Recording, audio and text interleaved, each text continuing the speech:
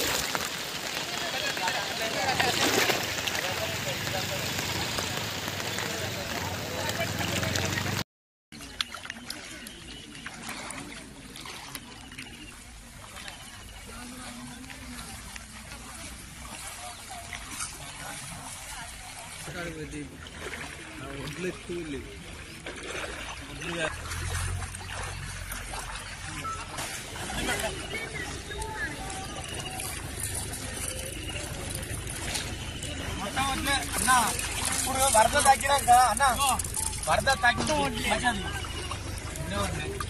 అన్న ఆ రైతుల పరిస్థితి ఇది ఇంత మోకల వంటి వరదల కొట్టుకుపోతున్నాయి. కనీసం వీటికి సెక్యూరిటీ లేకుండా పోయింది. ఇంత దారుణంగా కొట్టుకుపోతుంది. ఇక్కడ ఓట్లే ఇవన్నీ ఓట్లే ఇది మా రైతుల పరిస్థితి. దయచేసి మీరు అధికారులు దృష్టి పెట్టాలి.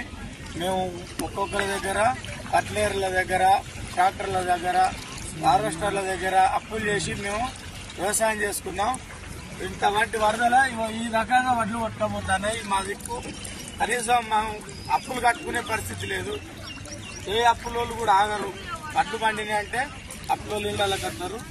ఇంతవరకు మేము ఎవరికి రూపాయి కట్టాలనో ఏడాదేవాలనో మా భార్య పిల్లల్ని ఏం చదువుకోవాలో అర్థం కాని పరిస్థితిలో ఉన్నాం.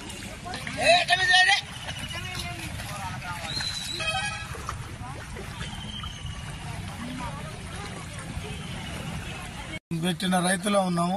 నేను 3 ఎకరాలు పెట్టిన, 1 లక్ష రూపాయలు అప్పు తెచ్చిన. కట్టుకునే టయానికి పంట చేతికి వచ్చిన టయానికి ఏం లేకుండా మొత్తం కొట్టుకుపోయింది. మొత్తం నీళ్ళ పాలైంది. నడువుల వంటి వరదల మొత్తం మేము రైతులను చూసుకుంటూ అక్కడ ఏడ్చుకుంటూ ఉన్నాం. కానీ కనీసం ఏం చేసుకుని మా పంట నాపుకోలేని పరిస్థితిలో ఉంది. మేము చూసుకుంటాం మా ధాన్యాన్ని నీళ్ల పాలు చేసినాం. కాబట్టి దయచేసి రైతులను ఆదుకోవాలని మనస్ఫూర్తిగా సీతక్క గారిని కానీ కలెక్టర్ గారిని కానీ అధికారులను జిల్లా అధికారులను మండల అధికారులు తక్షణమే మాకు సహాయక చర్యలు చేపట్టి నష్టపరిహారాన్ని అంచనేసి మా నష్టపరిహారాన్ని మాకు ఇప్పిస్తే మేము మా భార్య పిల్లలు చదువుకొని మా అప్పులు కట్టుకునే పరిస్థితిలో ఉంటాం. లేకపోతే మాకు ఆత్మహత్యలే శరణం తప్ప ఇంకేది లేదు. దయచేసి మమ్మల్ని ఆదుకోవాలని మేము మనస్ఫూర్తిగా జిల్లా యంత్రాంగాన్ని